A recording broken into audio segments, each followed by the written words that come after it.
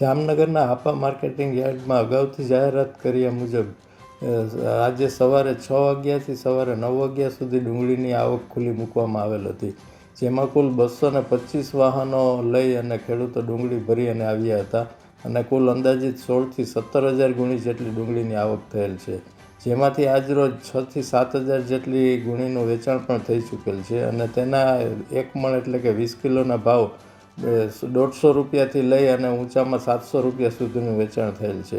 આ રીતે સારા ભાવો અને તાત્કાલિક વેચાણ થઈ જતું હોવાના કારણે જામનગર યાર્ડમાં ડુંગળી લઈ અને વધુને વધુ ખેડૂતો આવી રહ્યા છે। આની પહેલાં આવક ખોલવામાં આવેલ હતી ત્યારે 5 થી 7 હજાર ગુણી જેટલી આવતી હતી અને ત્યારબાદ 2 દિવસ બાદ આજે આવક ખોલતા એકી સાથે 16 થી 17 હજાર ગુણી જેટલી ડુંગળીની આવક નોંધાયેલ છે, જ્યારે રાજકોટ અને ગોંડલમાં ખૂબ મોટી કતારો હોવાને કારણે અને 6 થી 7 દિવસે કે 5 થી 6 દિવસે વારો ડુંગળીમાં હરાજીમાં આવતો હોવાના કારણે ખેડૂતો જામનગર યાર્ડમાં ડુંગળી લઈ અને આવતા થયા છે।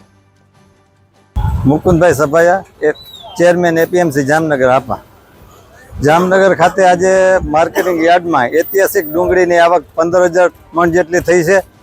ભૂતકાળમાં 700-800 મણ જેવી વેચાતી, જ્યારે નિયંત્રણ હટી ગયા પછી ખુલ્લી બજારમાં ડુંગળી આવ્યા પછી ખેડૂતોને ખૂબ ફાયદો દેખાતો હોય, જેના કારણે માર્કેટિંગ યાર્ડમાં આજ ઘણી બધી આવક થઈ છે। શું ભાવ રહે છે ડુંગળીના? પહેલા 800,